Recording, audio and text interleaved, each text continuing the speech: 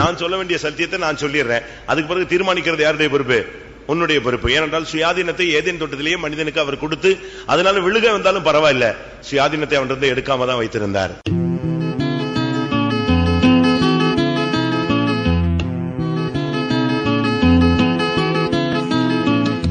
லூக்கா எழுதின சுவிசேஷம் Luke's Gospel 8ஆம் அதிகாரம் chapter 8 2ஆம் வசனம் verse 7 2ஆம் வசனம் verse 2. அவர் பொல்லாத ஆவிகளையும் வியாதிகளையும் நீக்கி குணமாக்கின சில ஸ்திரீகளும் 7 பிசாசுகள் நீங்கின மகதலேனாள் எனப்பட்ட மரியாள் 7 பிசாசுகள் நீங்கின மகதலேனா என்னப்பட்ட மரியாள். And Mary called Magdalene, out of whom went 7 devils. அவளை அறிமுகப்படுத்தும் போது 7 பிசாசுகள் நீங்கினவள். And when he is introducing her, he is introducing as one who is departed from 7 devils. இயேசு தரிசனமாகும் பொழுது அவளுக்கு சொல்லப்பட்டது 7 பிசாசுகள் துரத்தப்பட்டவள். Even when Jesus was appeared to her, it was said that 7 devils were casted from her. இதுக்குள்ள மறைந்திருக்கிற சத்தியம் என்ன? What is the secret behind this? இன்றைக்கு அநேகருக்குள்ள இருந்து பிசாசுகள் துரத்தப்படுகிறது, அவர்கள் சரியில்லாத பட்சத்தில் மறுபடி வந்து விடுகிறது. Today devils are cast out from many of them, but when they are not right, it comes back into them again. ஆனால் இந்த மகதலேனா மரியாளுடைய வாழ்விலே ஆரம்பத்தில் அந்த பிசாசுகள் நீங்கினது இயேசு கிறிஸ்து தரிசனமாகும் போதும் அது நீக்கப்பட்டதாகவே இருந்தது. But in the life of Mary Magdalene, we see in the beginning the devils were cast out from her. Even when Jesus appeared to her, it was the same experience found in her. என்ன அர்த்தம்? That means what's the meaning? once அந்த ஆவி போன பின்பு மறுபடி அவளுடைய வாழ்க்கையிலே அப்படிப்பட்ட பிசாசின் தன்மைகளுக்கு அவள் இடம் கொடுக்கவில்லை என்பது சத்தியம். Once that spirit had departed from her, again in her life she did not give room for those spirits to come back into her. That is true. 12ஆம் அதிகாரத்தை நாம் பார்க்கும் பொழுது Matthew's Gospel chapter 12 43 44 45 நீங்கள் போய் படித்துக் கொள்ளுங்கள். verses 43 44 and 45. ஒரு ஆவி ஒரு மனிதனை விட்டு புறப்பட்டு போய் விடுகிறது. One spirit departed from a man. அது இளைப்பாறுதல் தேடி அலைகிறது. And it is roaming about for rest. அது திரும்பி வர முயற்சிக்கிறது. And it wants to come back again. எந்த இடமும் கிடைக்காதபடியால் மறுபடி தான் விட்டு வந்த மனிதனிடத்திலே போகிறேன் என்று சொன்னது. And because it find no other place, it said it, I go back to the place where I came from. இப்பொழுது அந்த ஆவிக்கு அந்த விட்டு வந்த இடத்திற்கு இல்ல துரத்தப்பட்ட இடத்திலேயே வாய்ப்பு இருக்கிறதாக அது சொல்லப்படுகிறது. Now the spirit is saying that is having an entry or a privilege in a place that it slept. ஆனபடியால் அந்த வாய்ப்பை பயன்படுத்தி மறுபடியும் வந்து புகுந்து கொண்டதாக வேதம் சொல்லுகிறது. Therefore utilizing its opportunity, it came back again in time. ஆனால் இந்த மகதலேனா மரியாளுடைய வாழ்க்கையில எப்படிப்பட்டது? But how was the life of Mary Magdalene? அந்த ஒரு ட்ரிப் போனதுதான், அதுக்கு பின்பு அது வரவே இல்லை. It went once but did not come back at all. இதுக்கும் வேதத்திலே சத்தியங்கள் உண்டு. And there are truths for this also. Mark எழுதின சுவிசேஷம் 9ஆம் அதிகாரத்திலே Mark's Gospel chapter 9 25ஆம் வசனத்தை நாம் பார்க்கும் பொழுது verse 25. ஆவியே இவனை விட்டு புறப்பட்டு போ, இனி இவனுக்குள் போகாதே என்று நான் உனக்கு கட்டளையிடுகிறேன் என்று இயேசு அதை அதட்டினார். Jesus rebuked that spirit, saying, I charge thee to come out of him, enter no more into him. அப்படியானால் துரத்தப்பட்ட ஆவி மறுபடி அவளுக்குள் வரவே, அந்த மனிதனுக்குள் வரவே இல்லை. If so, that spirit which was chased out of him did not come into that man at all. இதிலிருந்து நாம் விளங்கிக் கொள்ளக்கூடிய சத்தியம் என்ன? From this what is the truth we ஒரு understand? மனிதனுக்குள்ளிருந்து துரத்தப்படுகிற வல்லமை மற்ற எந்த சூழ்நிலையிலும் திரும்பி வராதபடி அவனுடைய வாழ்வு பாதுகாக்கப்பட வேண்டியது அவசியம். The spirit which is cast out from any man in any situation, that it should not come back into him, he should preserve his life. இரண்டாவதாக Secondly, மார்க் 15:40 பார்க்கும் பொழுது Mark 15:40. அவளுடைய வாழ்வை குறித்து அடுத்த பகுதி என்ன சொல்லப்பட்டிருக்கிறது? What is the next aspect of her life said? அவருக்கு பின் சென்று ஊழியம் செய்து வந்த மகதலேனா மரியாள். And Mary Magdalene, who went behind him and served. பிசாசு நீங்கினால் மாத்திரம் ஒரு ஆளுக்கு தரிசனம் கிடைக்காது. And not only because the Satan is departing, he is appearing. இரண்டாவது அந்த மனிதன் கர்த்தருக்காக பின் சென்று ஊழியம் செய்ய வேண்டும். Secondly, that man should follow him and minister. விசுவாசி ஊழியர்கள் என்று வித்தியாசம் கிடையாது. The differentiation of the servants of God and believers are different. ஒரு தேவனுடைய பிள்ளையானால் அவன் நிச்சயமாய் கர்த்தருக்காக தன்னால் இயன்ற ஒரு ஊழியத்தை செய்ய வேண்டும். If he is the child of God, then to the extent possible he should do the ministry of God. அநேகர் ஊழியம் என்று சொன்ன உடனே ஊழியத்துக்கு காணிக்கை கொடுப்பது ஒரு ஊழியம் என்று எண்ணுகிறார்கள். Many of them, when they say it's a ministry, giving their offerings is a ministry, they say. அது ஒரு தேவனுடைய பிள்ளையினுடைய கடமை. That is the task of laid upon a child of God. ஒரு அந்நியன் கூட அந்த காரியத்தை செய்கிறான். Even a stranger does that work. கர்த்தரை அறியும் பொழுதோ தெய்வ பயம் வரும் பொழுதோ ஏதாவது செய்ய வேண்டும் என்று எண்ணும் பொழுது அவன் காணிக்கை கொடுக்கிறான். அப்படியானால் அவனுக்கும் உனக்கும் வித்தியாசம் என்ன? When he is knowing the Lord or having the fear of God, he wants to give offerings to God, then what is the difference between you and the stranger? உனக்கும் அவனுக்கும் உள்ள வித்தியாசம் என்னவென்றால் அவன் காணிக்கை கொடுப்பான், நீயும் காணிக்கை கொடுப்பாய். அவன் ஊழியம் செய்ய மாட்டான், நீயோ ஊழியம் செய்ய வேண்டும். The difference between you and him is, he will give his offering, even so you will give, but he will not do the ministry, but you should do the ministry. உன்னால் இயன்ற, The extent possible, உன்னால் முடிந்த, to the extent you can, உன் பலத்துக்கு ஏற்றவண்ணமாக, according to your உன்னுடைய strength, அறிவுக்கு ஏற்றவண்ணமாக, according to your wisdom, உன்னுடைய அனுபவத்துக்கு ஏற்றவண்ணமாக, according to your experience, உன்னுடைய செல்வாக்குக்கு ஏற்றவண்ணமாக, according to the wealth, உன்னுடைய வசதிக்கு ஏற்றவண்ணமாக, according to your facility, உனக்கு தேவன் கொடுத்த கிருபை வரங்களுக்கு ஏற்றவண்ணமாக, according to the gifts and talents given to தேவன் by உன்னை God, அழைத்த அழைப்புக்கு ஏற்ற விதமாக, according to your calling by God, உன்னை குறித்த தேவனுடைய தரிசனத்துக்கு ஏற்றவண்ணமாக நீ ஒரு ஊழியத்தை உன்னுடைய ஓட்டம் முடியறதுக்குள்ளே செய்து முடித்திருக்க வேண்டியது அவசியம். according to the vision that God has given to you, you should have done the ministry before the end of your race. உனக்கு பேச்சு திறமை கொடுக்கலாம், The Lord had given you the gift of உனக்கு talking. அறிவுகள் கொடுக்கலாம், He would have given you wisdom, சில திறமைகளை கொடுக்கலாம், He would have given you talents, சில செல்வாக்குகளை கொடுக்கலாம். and He would have given you wealth. ஆனால் நீ அதன் மூலமாக ஒரு ஊழியத்தை செய்ய வேண்டும். But because of that you should do some ministry. இந்த மகதலேனாங்கிறதுக்கு இன்னொரு அர்த்தம் இருக்கிறது. The Magdalene has another meaning. பிரசங்க மேடை என்று அர்த்தம். It is said of the பிரசங்க மேடை, ஆல்ட்ரா, all preaching altar. பிரசங்கம் பண்ற ஒரு மேடை தான் அந்த மகதலேனாங்கிறதுக்கு இன்னொரு அர்த்தம். The meaning of that Magdalene is preaching altar. ஒரு தேவனுடைய பிள்ளை சமயம் வாய்த்தாலும் வாய்க்காவிட்டாலும் திருவசனத்தை என்ன செய்யணும்?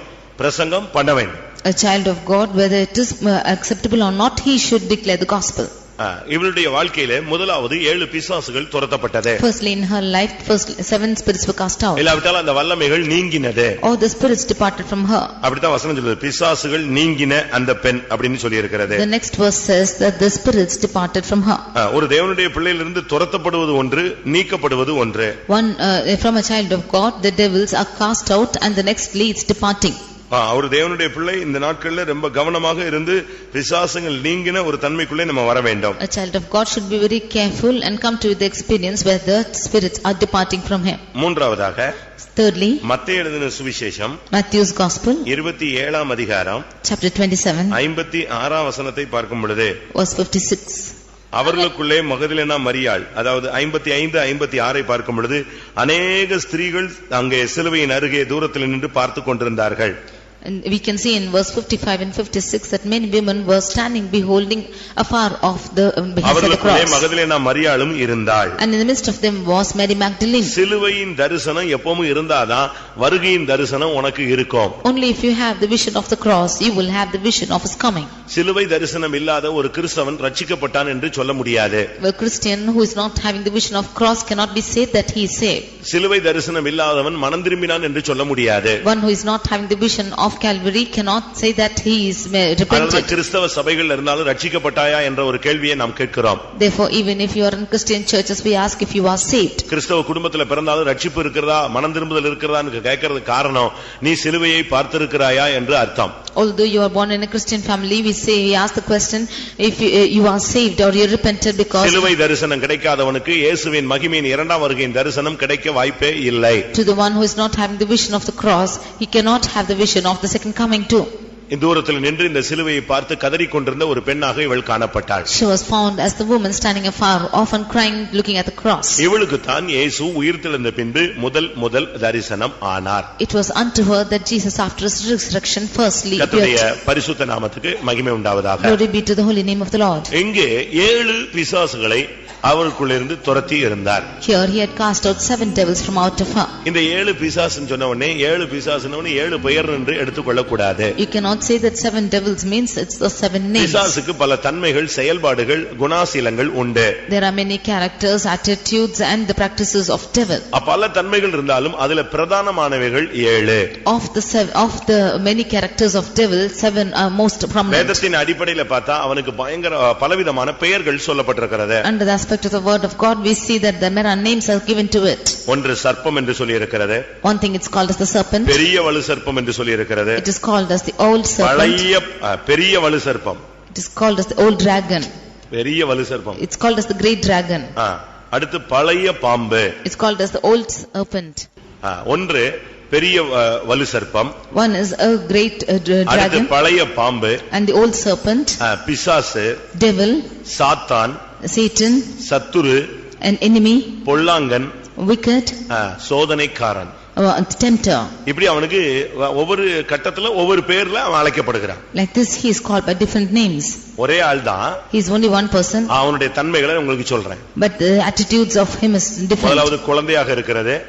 Firstly is a child. ஒருவன் சிறு பிள்ளையாக இருக்கிறான். One is a small boy. வாலிபனாய் மாறுகிறான். Is becoming a youth. குடும்பஸ்தனாய் மாறுகிறான். Is becoming a family member. தகப்பனாய் மாறுகிறான். Is becoming a father. வயோதிபனாய் மாறுகிறான். Is becoming old. விசுவாசியாக மாறுகிறான். Is becoming a believer.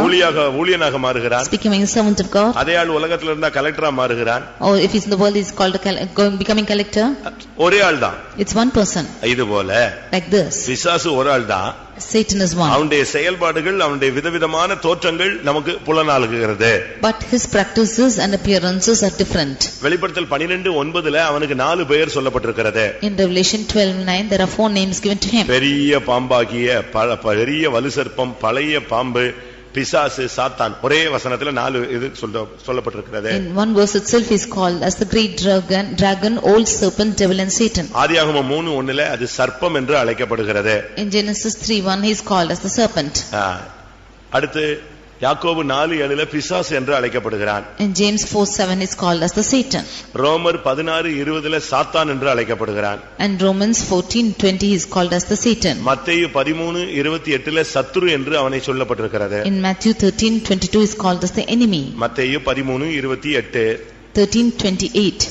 அடுத்து மத்தேயு 13:28 பார்த்தா பொல்லாங்கன் என்றும் சொல்லப்பட்டு எபேசியர் 6:16 பொல்லாங்கன் என்று சொல்லப்பட்டிருக்கிறது. In Ephesians 6:16 he is called as the wicked. மத்தேயு 4:13 பார்க்கும் பொழுது Matthew 4:13 அங்கே சோதனைக்காரன் மத்தேயு 4:3 பார்க்கும் பொழுது சோதனைக்காரன் என்று சொல்லப்பட்டிருக்கிறார். In Matthew 4:3 he is called as the tempter. இப்படி ஒவ்வொரு இடத்திலும் அவன் எப்படி வெளிப்பட்டானோ அதுக்கு ஏற்ற மாதிரி பெயர் சூட்டப்பட்டிருக்கிறார். Like this in every place however he appeared his names are given. உங்கள்ட்ட வந்து எப்படி அவன் டீல் பண்றான் பாருங்க. See how he is dealing with you. பழைய பாம்பா ஒரு சிலர் எல்லாம் பாம்பை பார்த்தேன்னு சொல்லுவாங்க. Some of them say that they have seen a serpent. அந்த பாம்பு தரிசனம் கிடைச்சது சொப்பனம் கிடைச்சதுன்னா அதுக்கு பிறகு குழப்பங்கள் நீடிக்கும். If they had seen the vision of a dragon or a serpent then the confusions will depart. உங்களுக்கு எப்படிப்பட்ட தரிசனங்கள் அவனுடைய தோற்றங்கள் எல்லாம் தென்படுது? How are these appearances coming to you? ஒரு சிலருக்கு வாழ்க்கையில எப்பொழுதும் டெஸ்ட் தான், சோதனை தான். Some of them always they have a test in their life. ஒரு சிலருக்கு எப்பொழுதும் சந்தேகம் குழப்பம் ஏதாவது ஒண்ணு பறந்துகிட்டே இருக்கும். அதாவது களையை யாரு விதைச்சிருவா? சத்துரு விதைச்சிருவான். In some of them always doubts and confusions are arising and the tares are being sown by the wicked. யார் இதை விதைத்தால் களையேன்னு கேட்டா சத்துரு வந்து அதை விதைத்தான். If you should ask as to who had sown this weed then he will say that is the enemy. இந்த புருஷன் மனைவிக்குள்ள இந்த ஆவி வரும்போது தான் களை விதைச்சிட்டு போயிடுறான். When the spirit coming into the husband and wife he is sowing tares. இந்த பிசாசு உங்களுக்கு எப்படி வெளிப்படுறான்? See how devil is appearing to you. ஒரு சிலர் சொல்றாங்க ஏதோ ஒன்னு வந்து அமிக்கிடுச்சுன்னு சொல்றாங்க. Some of them say that something came and just pushed them off. என்னால ஒண்ணுமே பேச முடியல, யாரையும் எழுப்ப முடியல அப்படிலாம் சொல்றாங்க இல்லையா? They say that they cannot speak anything or call out to anyone. உங்களிடத்துல அவன் எப்படி வருகிறான்? How is he coming to you? மத்தேயு 4ல பார்க்கும் பொழுது இயேசுவினிடத்துல வரும் பொழுது சோதனைக்காரனாக வந்தான். In Matthew's Gospel chapter 4 when coming to Jesus he came as the tempter. இயேசு ஊழியத்தை முடிக்கும் பொழுது ஒரு விசை வரும் பொழுது அவன் உலகத்தின் அதிபதியாய் வந்தான். When Jesus was finishing his ministry he came as the author of the world. இப்படி ஒவ்வொரு விதங்களிலே தன்னை வெளிப்படுத்துகிறதை நீங்கள் வேத வசனத்தின் ஆதாரத்திலே பார்க்க முடியும். Like this from the view of the word of God we can see that he is revealing himself in different ways. இப்பொழுது நம்முடைய சப்ஜெக்ட்டுக்கு வருவோம். Now let's come back to our subject. இப்பொழுது 7 பிசாசுகள். Now 7 devils. இல்லாவிட்டால் 7 பிசாசின் தன்மைகள். Or the 7 aspects of devil. அவனுடைய குணாசீலங்கள். And his characters. இல்லாவிட்டால் அவனுடைய செயல்கள். Or his works. இல்லாவிட்டால் அவனுடைய புத்தி. Or his knowledge. இதுதான் அவன் செயல்படுத்தக்கூடிய வல்லமை. This is what his aspect of revealing himself. நாம கொஞ்சம் ஷார்ட் டைம்ல இந்த 7ஐயும் நம்ம பார்க்கலாம். We will see of these 7 things and very shortly. யாரா இருந்தாலும் இந்த 7 தன்மை நீங்கினவன் தான் தரிசனத்தை பார்க்க முடியும். Whoever it is, whoever has got rid of these 7 aspects can see visions. இந்த இதுல 7ல ஒன்னு நீங்களாட்ட கூட உங்களுக்கு அந்த தரிசனம் கிடைக்காது. Even if one of these is not departing from you, you will not have vision. ஒரு சிலர் எல்லாம் ஃபர்ஸ்ட் கிளாஸ்ல மார்க்க அழகா மெயின்டைன் பண்ணிட்டே வருவாங்க. லாஸ்ட் செமஸ்டர்ல ஒரு பேப்பர் நெஞ்சிரும் போய்டும். Some of them will maintain their first class mark even until the last semester, but in the last semester they will lose it in one paper. கடைசில என்னது? Finally what will happen? Arrear இருக்கான்னு கேட்பாங்க. They will ask you. காலேஜ்ல படிக்கிறவங்க மெயினா கேக்குறதே இந்த question தான். Those of them who are studying in colleges, this is the main question asked if you have arrears. ரொம்ப படிக்கிற நல்லா படிக்கிற பையன்ட்ட தான் நீங்க வந்து எவ்வளவு பெர்சன்டேஜ் கீப் அப் பண்ணிட்டு வரீங்கன்னு கேட்பாங்களே தவிர மத்ததுக்கெல்லாம் கேக்குறதெல்லாம் முழிக்கிற முழிய பார்த்த உடனே கேக்குற क्वेश्चन என்னது? அரியர்ஸ் இருக்கா? Only to the ones who are doing well, they will ask us to what's your percentage, or to the others, this question whether you have arrears is asked. ஒரு சிலர்லாம் இந்த 4th semester 5th semester வரும்போது நல்ல கம்பெனில placement ஆயிடுறாங்க. Some of them in the 4th or the 5th semester, they are placed in good companies. அப்படிதானே? Is it கடைசி பாத்தீங்கன்னா கடைசி செமஸ்டர்ல ஏதாவது ஒண்ணு நெஞ்சிரும் போய்டும். அவனுக்கு அந்த பிளேஸ்மென்ட் ஆன அந்த கம்பெனில என்ன கிடைக்காது? வேலை கிடைக்காது. In the last semester he might lose in any paper and he will not get the job in that company. முதலாவதாக Firstly, ஆதியாகமம் 3:1 பார்க்கும் பொழுது இவனுடைய தந்திரத்தை நாம் பார்க்கலாம். Genesis 3:1 we see that his deception. அங்கே சொல்லி இருக்கிறது சர்ப்பமானது மிகவும் தந்திரம் உள்ளதா இருந்தது. It is said that the serpent is so much of deceptive. முதலாவது அவனுடைய சுபாவம், அவனுடைய செயல், அவன் தன்னை வெளிப்படுத்தும் போது சர்ப்பமாக வெளிப்பட்டான். அவன் வெளிப்படுத்தின முதல் சுபாவம் தந்திரம். His first attitude where he is revealing himself is as a serpent and he is more subtle. கவனமாக இருக்கணும். We should be more careful. அதனால தான் இயேசு கிறிஸ்து தம்மை பின்பற்றி வந்த ஜனங்களை பார்த்து சொன்னார், நீங்கள் சர்ப்பத்தை போல எப்படி இருங்க? வினா உள்ளவர்களா இருங்கள், தந்திரத்தை ரொம்ப கவனமா கவனிச்சுக்கோங்கன்னு சொன்னார். Therefore Jesus looking at the ones who followed him said, you be wise as serpents, you be more subtle. இந்த விஷயத்துல ரொம்ப நம்ம கவனமாக இருக்கணும். We should be very careful in this matter. நம்ம அதாவது பெரிய பெரிய ஆளுங்களை எல்லாம் ஏமாத்திடுவான். He is cheating even great people. ஆதாமையும் ஏமாத்திட்டான், ஏவாளையும் ஏமாத்திட்டான். ரெண்டு பேருமே மனிதர்கள் அல்ல, மனிதர்கள்னு பேர் தான். உருவாக்குனது யாரு? டைரக்டா ஒரு தேவனால் உருவாக்கப்பட்டு அங்க நின்றவர்கள். He is deceiving both Adam and Eve, although they were not human beings, they were directly created by God. அவர் டைரக்டா அந்த ஜீவ சுவாசத்தை அவனுக்குள்ள என்ன செய்றாரு? ஊதுறாரு. He breathed in him directly the breath of his nostrils. அப்படிப்பட்ட ஒரு தெய்வீக ஒரு அனுபவம். That such a divine character. அவனையே இந்த தந்திரத்துல நெஞ்சிட்டான், விழ வச்சிட்டான். He made them to deceive even they were who in such a experience. நமக்குள்ள இந்த தந்திரம் இருக்கா? Do we have the subtlety? தந்திரமான சுபாவம் இருக்கா? Do you have the subtle nature? சர்ப்பமானது தந்திரம் உள்ளதா இருந்தது. Serpent was more subtle. 2 கொரிந்தியர் 2 அதிகாரம் 11 வசனத்தை பார்க்கும் பொழுது 2 Corinthians 2:11 அங்க என்ன சொல்லப்பட்டிருக்கிறது? What is said there? அவனுடைய தந்திரங்கள் நமக்கு தெரியாதவைகள் அல்லவே. We are not ignorant of his devices. சாத்தானுடைய தந்திரத்தை நீங்க ஃபர்ஸ்ட் அனலைஸ் பண்ண வேண்டியது அவசியம். Firstly, you should understand the subtlety of devil. இது ரொம்ப டெக்னிக்கலா கிரியேட் செய்யும். This will technically work. 2 கொரிந்தியர் 11:3 படி பார்க்கும் பொழுது 2 Corinthians 11:3 சர்ப்பமானது தன்னுடைய தந்திரத்தினாலே ஏவாளை வஞ்சித்தது போல, as serpent did beguile evil by his subtlety. இந்த தந்திரம் என்ன அர்த்தம் தெரியுமா? What is the meaning of this subtlety? இந்த தந்திரத்துல செய்யற மெயின் காரியம் என்னன்னா மனதை கெடுத்தல். The main thing done by this subtlety is to spoil a mind. உங்கள் மனதும் கிறிஸ்துவை பற்றிய உண்மை நின்று கெடுக்கப்படுமோ என்று நான் பயந்திருக்கிறேன்.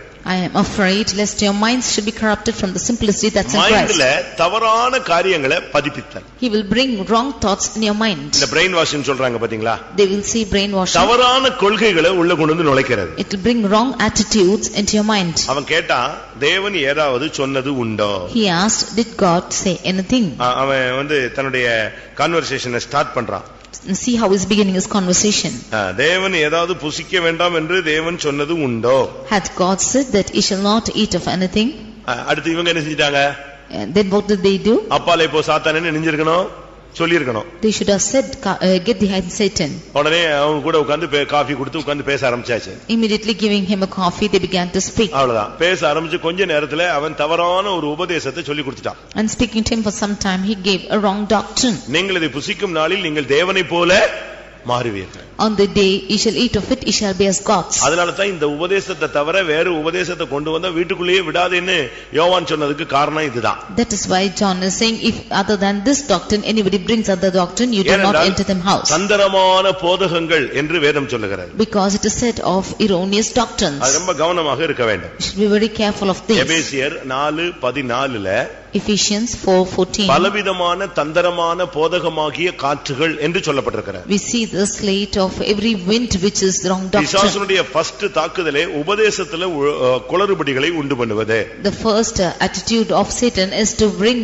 erroneous doctrines. வேத புரட்டுகளை உள்ளே கொண்டு வருவது. To bring wind of doctrine into it. இதுல நடக்கிற சம்பவம் என்னன்னா கிறிஸ்துவை பற்றிய உண்மை நின்று நம்முடைய மனம் கெடுக்கப்பட்டு விடும். And whereby we are deceived from the truth of Christ. அதுபோல like this. நமக்குள்ள இந்த தந்திரம் இருக்கவே கூடாது. We should never have this subtlety in us. யாருடைய மனதை நமக்கு எடுக்க கூடாது. We should never spoil anyone's mind. ஒரு அந்நியனுடைய மனதை, யாருடைய மனதையோ, ஊழியக்காரங்களையோ விசுவாசிகளுடைய மனதையோ நாம கெடுக்க கூடாது. Whether it be a stranger, believer or a worker, we should not spoil their minds. பிசாசுனுடைய ஃபர்ஸ்ட் ஆயுதமே தந்திரம் தான். The first weapon of devil is subtlety. ரொம்ப டெக்னிக்கலா பேசுவான். He will speak technically. பேச பேச தான் பாவம் பெருகுதுன்னு பைபிள் சொல்லுது. The word of God says that as you keep speaking, sin சொற்களின் increases. மிகுதியில் பாவம் இல்லாமல் போகாது. In the abundance of words there will not be sin. ஆகாத சம்பாஷணைகள் நல்லொழுக்கங்களை கெடுக்கும். Wrong conversation will bring wrong manners. எதையுமே நீங்க அதிகமா பேசாம இருப்பது நல்லது. It's good that you do not speak much in anything. நீங்கள் தந்திரசாலிகளாக மாறக்கூடாது. You should not be subtle. இன்னைக்கு இந்த தந்திரங்கிற ஒரு ஆவிக்கு நீங்க இடம் கொடுத்துட்டீங்கன்னா, இந்த ஆவி நீங்காத பட்சத்துல உங்களுக்கு தரிசனம், வருகையின் தரிசனம் கிடைக்காது. If you do not remove this subtlety, then you cannot have the vision of his coming. நல்ல ஆவிக்குரியவங்களை நீங்க கெடுத்துட்டீங்கன்னு சொன்னா அது உன்னுடைய தந்திரம். இந்த தந்திரம் உள்ள ஆளுக்கு தரிசனம் கிடைக்காது. If you would spoil good spiritual people, then it's because of his subtlety, and to the ones who are subtle you will not have visions. அந்த சர்ப்பத்துக்கு கிடைச்சதான சாபம் என்ன? சர்ப்பம் தப்பிடுச்சா? சாபம் கிடைச்சதா? The curse of the Satan which was given, is it escape from them? சர்ப்பத்துக்கு சாபம் கிடைச்சதா கிடைக்கலையா? Was serpent given its curse or not? அப்ப தந்திரத்தினுடைய பிரதிபலன் என்ன? சாபம். Then the reflection of subtlety is curse. சாபத்தை பெற்றுக்கொண்டவர்களுக்கு இயேசு தரிசனமாக முடியாது. Those of them who have received the curse, Jesus will not appear to them. நீங்க தந்திரமா யார்கிட்டயாவது பேசிருக்கீங்களா? Have you subtly spoken to anyone? சொத்து விஷயத்துல, in the matter of your property, the property in your land, in your houses, பணம் காரியங்களிலே, in your money matters, ஊழியத்திலே, in your ministry, வசனத்திலே, in your word, உபதேசத்திலே, in the doctrine, எங்கேயாவது தந்திரமான உபதேசம் நீங்கள் பண்ணக்கூடாது. You should not pronounce any wrong doctrine anywhere. கர்த்தருடைய வார்த்தைகளை அப்படியே நீங்க சொல்லி பாருங்க. You declare the word of God just like that. அதனால இந்த விஷயத்துல ரொம்ப கவனமாக இருக்க வேண்டும். Therefore you should be very careful in this matter. என்னிடத்துல யார் வந்து கேட்டாலும் இது எப்படி அது எப்படின்னா உனக்கு கர்த்தர் பேசினா நீ எங்கனாலும் போயிட்டே இருக்கலாம்னு சொல்றேன். If anybody asks us anything, if the Lord will speak to you, we'll ask you to go anywhere. உனக்குள்ள தேவ ஆவி இருக்கு, நான் சொல்ல வேண்டிய சத்தியத்தை நான் சொல்லிடுறேன், அதுக்கு பிறகு தீர்மானிக்கிறது யாருடைய பொறுப்பு? உன்னுடைய பொறுப்பு. ஏனென்றால் சுயாதீனத்தை ஏதேன் தோட்டத்திலேயே மனிதனுக்கு அவர் கொடுத்து, அதனால விழுக வந்தாலும் பரவாயில்ல, சுயாதீனத்தை அவனிருந்து எடுக்காம தான் வைத்திருந்தார். You have the Spirit of God within you, and the Lord has given you the liberty to choose your option. Although he is fallen, the Lord has not taken away its option. ஒரு போன வாரம் ஒரு சகோதரன் வந்திருந்தார், இந்து சகோதரன். Last week a Hindu brother came. அவர் பேசிட்டு இருக்கும்போது அந்த சாத்தான ஒரே ட்ரிப்ல அழிச்சிட்டா. When he speaking, he said, if you should destroy Satan at one stretch. இன்னொருத்தர் ஒரு நாள் ஒரு பேசிட்டு இருக்கும்போது சொன்னாரு, இந்த ஆதாம் ஏவாள் தப்பு பண்ணிட்டாங்க, ரெண்டு பேரும் அப்படியே காலி பண்ணிட்டு வேற ரெண்டு பேரும் release பண்ணிட்டுமே. When Adam and Eve had done this wrong, if they both were destroyed and other people were created. அப்ப உனக்கு ரெண்டு பிள்ளை வந்து ரெண்டு பிள்ளையும் கெட்டு போயிடுச்சுன்னா கொன்னுட்டு அடுத்த பிள்ளை பெத்துக்குவியா? If you have two children and they are dead, will you destroy them and beget other children? அப்படி அல்ல. That's not so. அவன் சாத்தான், அவன் விழுந்துட்டான், ஆனா அவன் தூதன். அவனுக்கு நியாய தீர்ப்பு தான் என்ன செய்யணும்? அவனுடைய தவறுக்கு நியாய தீர்ப்பை தவிர அவனை அழிக்கிறது கடைசி காலம். He is Satan, he is fallen, and for his error who is fallen, he is a fallen angel, and for him his judgment to come upon him is in the last times. ஒன்று தந்திரம். First is subtlety. நமக்குள்ள இந்த தந்திரமான சுபாவங்கள் நீங்கணும். The subtle natures from us should depart from us. அது once துரத்தப்பட்டுட்டா அதுக்கு பிறகு வரவே கூடாது. If once it is cast out, it should not never come back in again. இந்த தந்திரமுள்ள ஸ்திரீ என்று நீங்கள் நீதிமொழிகளில் பார்க்கலாம். In the Proverbs you can see of the subtle woman. நாம அப்படிப்பட்ட ஆளுங்களா இருக்கவே கூடாது. We should not be found as such persons. சபைக்கு கூட யாரையும் நீங்க தந்திரமா பிடிச்சிட்டு வர வேண்டிய அவசியம் இல்லை. Don't bring anyone by subtlety into the church. நம்ம அப்படிப்பட்ட காரியங்கள் செய்ய வேண்டியதே இல்லை. We need not do such things in us. கர்த்தருடையவர்கள் கர்த்தருடைய சபைக்கு என்ன செய்வாங்க? அவங்களே வருவாங்க. Those of them who belong to the Lord will come into the church by themselves. இரண்டாவது, secondly, வெளிப்படுத்தல் 12ஆம் அதிகாரம் Revelation chapter 12 9ஆம் வசனத்துல அவனுக்கு மோசம் போக்கும் தன்மை என்று சொல்லி இருக்கிறார். Verse 9 it is said that he is doing evil. உலகம் அனைத்தையும் மோசம் போக்குகிற பிசாசு. One who is deceiving the whole world, which is Satan. இவனுடைய வேலை என்ன தெரியுமா? What is his work? ஜனங்களை விழ வைத்தல். He is making people to fall. தடுமாற வைத்தல். He's making them to stumble. நிற்கிறவர்களை விழ வைத்தல். He's making the ones who are standing to fall. இந்த சர்ப்பம் என்ன பண்ணிச்சு? வானத்துல இருக்கிற நட்சத்திரங்கள்ல 1/3 கீழே இழுத்தது. This devil is casting out 1/3 of the stars which is on heaven to the earth. ஜனங்களை இழுப்பது விழத் தள்ளுவது. To drag out people and to make them fall. உலகம் அனைத்தையும் மோசம் போக்குகிற பிசாசு. One who deceives the whole world, which is Satan. ஜனங்களை நம்ம மோசம் போக்க கூடாது. We should never deceive the people. ஒரு சில இடங்களிலே ஜனங்களை ஏமாத்துகிறாங்க. In some places people become deceived. இன்னைக்கு இந்த சீட்டு கம்பெனிகள், பண வசூலிப்புகள் இவங்க எல்லாம் என்ன செய்றாங்க? பயங்கரமா ஜனங்களை ஏமாத்துறதை நீங்க பார்க்கலாம். Today if you look for the chit funds and other places, people are cheating more. நம்ம ஆளுங்களும் உடனே பணக்காரனாயினால்னு பாவம் ஆசைப்பட்டு அதுல போய் எல்லாத்தையும் இழந்துறாங்க. Even our people are desiring to become wealthier at one cost and they are going and falling into it. அதனால விசுவாசிகள் இப்படிப்பட்ட காரியங்கள்ல போய் நம்ம பணத்தை என்ன செய்ய கூடாது? போட கூடாது. Therefore believers should not go and insert your money into such funds. ஒரு சிலர் தனக்கு லக்கி இருக்கா இல்லையாங்கிறதுக்கு லாட்டரி சீட்டு வாங்குறாங்க. Some of them see if they are lucky or not to take lottery. இல்லாவிட்டாலும் நம்ம ஆளுங்களுக்கு இதே மாதிரி எங்கேயாவது பணம் கிடைக்குமான்னு ஆசை இருக்கு. Now although lottery is not existing, our people have a desire to have money like this. நமக்கு கர்த்தர் கொடுக்கணும். நாம போய் யாரையும் மோசம் போக்க கூடாது. For us the Lord should give us and we should not deceive anyone. மோசம் போக்குகிற சுபாவம் நமக்குள்ள இருக்க கூடாது. We should not have the deceptive மற்றவர்களை character. விழத் தள்ளுவது.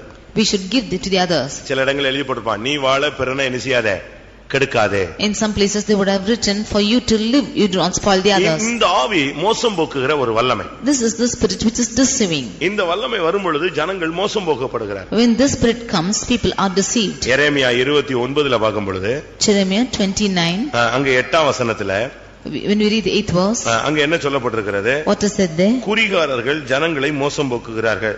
The people who are enchanting, they are deceiving the people. தீர்க்கதரிசிகளும் உங்கள் குறிகாரரும் உங்களை மோசம் போக்க ஒட்டாதிருங்கள். Your prophets and your enchanters, you be aware that they don't deceive the people. இன்னைக்கு பாருங்க, தீர்க்கதரிசனங்கிறது ஒரு தொழில் மாதிரி மாறிடுச்சு. And the prophets and the familiar spirits, it becomes like a business. இன்னைக்கு பிசினஸ் தான். It's like a business. போறது, உடனே ஜெபம் பண்றது, ஒரு தீர்க்கதரிசனம் சொல்றது, உடனே அதுக்கு ஒரு காணிக்கை. They will go and pray and say prophecy and they will be given offerings for that. அப்ப தீர்க்கதரிசனம் இப்போ என்ன ஆயிருச்சு? உடனே மோசம் போக்குகிறது. So the prophecy is making you to deceive. ஒரு சிலருடைய தொழிலே அப்படி ஆயிருச்சு, பழக்கமே அப்படி ஆயிருச்சு. Some of their business and their practices are the same. அத தெய்வீகமாக செஞ்சா தவறல்ல. If you do it in a divine manner, that's not wrong. நீங்க பிள்ளையாமை குறிச்சு நீங்க பைபிள்ல படிச்சு பாத்தீங்கன்னா, When you look at Balaam, அருமையான மனுஷன். he was a good man. நான் அவனை குறித்து ஒரு புக் படிச்சிட்டு இருக்கேன். I'm reading of a book about him. பிள்ளையாமை பத்தி ஒரு புக் நான் படிச்சிட்டு இருக்கேன். I'm reading of a book of Balaam. அருமையான சப்ஜெக்ட் அது. It's a good subject. அவனுடைய வாழ்க்கை ரொம்ப அருமையானது. His life was so beautiful. ஆனா தடம் புரண்டா. But he was stumbling. எப்ப ஜனத்தை மோசம் போக்குகிற ஆலோசனை கொடுத்தானோ அப்ப இருந்து அவனுடைய வாழ்க்கை கடைசில அவன் தீர்க்கதரிசிங்கிற பேர் போய் குறி சொல்றவன்னு முடிவு வந்தது. Whenever he got the spirit of deceiving the people of God, that prophet spirit, it went out of him and he became a family spirit. 29:8 நீங்க பாத்தீங்கன்னா, in Jeremiah 9:8 when you see, 29:8 பார்த்தால், 29:8 when you see, உங்கள் தீர்க்கதரிசிகளும் உங்கள் குறிகாரரும் என்று ரெண்டு பேரையும் combine பண்ணி சொல்லி இருக்கிறார். it is said about the prophets and the familiar spirits. அப்படினா என்ன அர்த்தம்? What is the meaning of இந்த that? ரெண்டு பேருமே ஒரே தன்மையில மாறிட்டாங்க. And both of them have become in the same state. தீர்க்கதரிசியா இருந்தவன் இப்ப யாரா மாறிட்டான்? காசுக்காக தீர்க்கதரிசனம் சொன்னா அதுக்கு பேர் என்னது? குறி சொல்லுதல். One who was a prophet because he did the prophecy for money, he became a diviner. Bible என்ன சொல்லுகிறது? What does the word of God say? மத்தேயு எழுதின சுவிசேஷம் 10ஆம் அதிகாரத்துல, Matthew's Gospel chapter 10, அங்க என்ன சொல்லி இருக்கிறது? what is said there? இலவசமாய் பெற்றீர்கள், இலவசமாய் கொடுங்கள். You have received freely, freely you give. மத்தேயு 10:8ல கடைசில சொல்லி இருக்கிறது, இலவசமாய் பெற்றீர்கள், இலவசமாய் கொடுங்கள். Matthew 10:8 it is said, you have received freely, give freely. அப்போஸ்தலர் நடபடிகள்ல ஒரு மனிதன் தேவ வரத்தை பணத்தினால் பெற்றுக்கொள்ளலாம் என்று எண்ணின பொழுது, உன் பணம் உன்னோடு கூட நாசமாய் போக கடவுது என்று பேதுரு சொன்னார். In Acts of Apostles, when one person came to receive the gift of God with money, he said, let your money perish along with these, said Peter. என்ன விளங்கிக் கொள்கிறோம்? What do we understand from this? வரங்கள் பணத்தினால் வந்ததல்ல, இலவசமாய் வந்தது. Gifts does not come with money, but it comes freely. அதுக்கு பேரே gift. It's a name is gift. அது சேல்ஸ்க்கு அல்ல. It's not for sale. அது என்னது? இலவசமா உனக்கு கொடுத்தது. அப்ப நீ அதன் மூலமா செய்யற ஊழியத்துல நீ காசு வாங்க கூடாது. That's given freely to you and therefore through that gift when you do the ministry you should not get money. அப்படி நீ சொல்லிட்டேனா, காசு வாங்கிட்டேன்னு சொன்னா அதுக்கு பேர் என்னது? குறி சொல்லுதல். If you had got that for money, then that's the name of this is divination. அப்படி நீங்க எப்போ நீங்க தீர்க்கதரிசிகள் குறி சொல்றவங்களா மாறுனீங்களோ தரிசனம் கிடைக்காது. Whenever the prophets become diviners, you will not have visions. யோபு சொல்றாரு எனக்கு தரிசனமே கிடைக்க மாட்டேங்கிறார். Job says that I do not have dreams and visions at all. அவருக்கு தரிசனத்தை எதிர்பார்த்தா அவர் சொல்றாரு எனக்கு தரிசனமே கிடைக்கல. He expected for visions, but he says that he did not get. யோபு 35:14 பாத்தீங்கன்னா Job 35:14. அவருடைய தரிசனம் உமக்கு கிடைக்கிறதில்லை என்று நீர் சொல்லுகிறீரே. You are saying that you have not got the vision of God. யோபு ஒரு உத்தமன், ஆனா நாட்கள் போனபோது அவனுக்கு தரிசனம் கிடைக்கலையா. Job was an upright person, but when days went by, he did not have vision. அதுக்கு காரணம் தேவபக்தியை வீண் என்று சொல்லி ஜெபத்தியானத்தை குறைய பண்ணினார் என்று சொல்லப்பட்டிருக்கிறார். The reason for that is he says that the godliness is vain and he has decreased his prayer life. அதனால தயவு செய்து யாரும் இந்த நாட்களிலே நீங்கள் மற்றவர்களை மோசம் போக்க கூடாது. Therefore these days none of you should deceive the others. யாருடைய சொத்தை நீங்க எடுக்காதீங்க. அண்ணன் தம்பி சொத்தா இருந்தாலும் நியாயமா இருந்தா வாங்கிக்க, இல்லன்னா விட்டுரு. Do not take anyone's property, although it is brothers. If you have to get it justly, then receive it or else leave it. இரண்டாம் சாமுவேல்ல பார்க்கும் பொழுது when we read in 2 Samuel 19ஆம் அதிகாரத்துல chapter 19 26ஆம் வசனத்துல verse 26, மேவிபோசேத் சொல்றான் என்னுடைய வேலைக்காரனாகிய ஷீபா என்னை ஏமாத்திட்டான்னு சொல்றான். Mephibosheth says that his servant Ziba he had cheated him. இவன் கால் நடக்க முடியாத ஒரு ஆளு. He was the one who was lame in his legs. ஆனா இவனை அவன் மோசம் போக்கினான் என்றுதான் அவன் சொல்றான் வந்து. But he is saying that he had deceived him. ராஜாவாகிய என் ஆண்டவனே என் வேலைக்காரன் என்னை மோசம் போக்கினான். Oh my king, my servant had deceived me. நம்ம தயவு செய்து ஏழைகள் மற்றவர்கள் பாதிக்கப்பட்டவர்கள் இவங்களெல்லாம் மோசம் போக்க கூடாது. We should not deceive anyone who is poor or those of them who are in poverty. சாத்தானாலே நீங்கள் மோசம் போகாதபடிக்கு சாத்தானுடைய தந்திரங்களை நீங்கள் அறியாதவர்கள் அல்லவே. You should not, that you might not be deceived by Satan. You are not ignorant of the devices of devil. எந்த சூழ்நிலையிலும் நீங்கள் தந்திரங்களை கவனித்து நீங்கள் எதிர்த்து நிற்க வேண்டும். Anytime you should understand the deception and be resistant. தந்திரங்களை எதிர்த்து நிற்க நீ திராணி உள்ளவனாய் மாற வேண்டும். You should become with capacity to resist the devices of devil. அடுத்ததாக மோசம் போகிற வல்லமைகளுக்கு நீங்கள் விலகி ஜீவிக்க வேண்டியது அவசியம். Nextly, you should depart from the powers which are working wickedly. ஒரு தேவனுடைய பிள்ளை எந்த சூழ்நிலையிலும் மோசம் போயிட கூடாது. A child of God should not be deceived in any situation. ஆவிக்குரிய ஜீவிதத்துல வந்துட்ட பிறகு நாம் ஏமாற்றவும் கூடாது, ஏமாற்றப்படவும் கூடாது. In the spiritual life, we should not deceive, neither be deceived. நீங்க யாரையாவது ஏமாத்தி இருக்கீங்களா? Have you deceived anyone? அப்படி ஏமாத்தி இருந்தா நீங்க திருப்பி போய் கொடுத்துறணும். If you have deceived like that, you should return back. இல்லனா உங்களுக்கு மகிமையின் தரிசனம் கிடைக்காது. Or you will not have the glorious vision. ஒன்று தந்திரம், இரண்டாவது மோசம் போக்குதல். First is subtlety, secondly deception. உலகம் அனைத்தையும் அவன் மோசம் போக்கினான். He is deceiving the whole world. நாம யாருக்காவது அப்படிப்பட்ட பாதைகளில் நாம் செயல்பட்டு இருந்தால் தவறு. If we have worked in our paths in anyone, மூன்றாவதாக வெளிப்படுத்தல் 12ஆம் அதிகாரம் 10ஆம் வசனம். Thirdly, Revelation chapter 12 verse 10. இரவும் பகலும் குற்றம் சாட்டுகிறவன். He is accusing day and night. நமக்குள்ள இந்த குற்றம் சாட்டுகிற சுபாவம் இருந்தால் நமக்கு தரிசனம் கிடைக்காது. If we had this character of accusing, then we will not have visions. வாழ்நாளெல்லாம் ஒருத்தர் குற்றம் சாட்டிட்டே இருக்கலாம். He is accusing everyone, all the days of life. கல்யாணம் கட்டினாங்களோ அதுக்கு பிறகு ஒரு செத்த பிறகு கூட குற்றம் சாட்டுவாங்க. From the day he is married, even until his death, he will accuse. அப்படி புருஷனும் மனைவியும் ஒருத்தர் குற்றம் சாட்டிட்டா உங்களுக்கு பரலோக தரிசனம் கிடைக்காது. Like this, if husband and wife are going to accuse one another, you will not have heavenly vision. அவனுடைய பெயர் அடுத்த பெயர் அவனுடைய தன்மையில முக்கியமானது என்னது? ஒன்று தந்திரம், இரண்டாவது மோசம் போக்குதல், மூன்றாவது என்னது? குற்றம் சாட்டுதல். Firstly, his name is subtle. Secondly, his name is deceiver. Thirdly, he is an accuser. தந்திரத்துக்குள்ள மறைந்திருந்தது பேச்சு தன்மை. And that which is in subtlety is his talent of speaking. தந்திரத்துக்குள்ள மறைந்திருந்தது பேச்சு தன்மை. That which is hidden in this subtlety is the talent of speaking. இரண்டாவது மோசம் போக்குற தன்மை. Secondly, it's the spirit of deception. அவனை விழ தள்ளிறதா. To make him fall. ஒருத்தனை ஒண்ணுமே இல்லாம ஆக்கிறது. To make him nothing at all. தயவு செய்து ஒருத்தரை அப்படி நீங்க அழிக்கணும் நீங்க முயற்சி எடுக்கவே கூடாது. You should never make efforts to destroy anyone. அந்த ஸ்பிரிட் உனக்குள்ள வந்துருச்சுனா அவனை கண்டாலே உனக்கு ஆகாது. If that spirit comes into you, when you look at him, அவனை கண்டா உனக்குள்ள இன்னொரு பிசாசு வந்துரும். When you look at him, another Satan will come into you. நீ நினைக்கிறது அவனுக்குள்ள இருக்கிற பிசாசு துரத்துறன்னு. அது இல்ல. மத்தவங்க சொன்னாங்க இயேசுவை பார்த்து பிசாசை வச்சு என்ன செய்றான்? பிசாசை துரத்துறான். அதே மாதிரி தான் உங்க கதையாயிடும். You think that you are casting out demons from him, and to Jesus they said that he is casting out demons by demons itself. Like that it will be to you. மூன்றாவது குற்றம் சாட்டுதல். Thirdly, accusing. அதுக்கு time சொல்லி இருக்கு. என்னது? இரவா பகலா?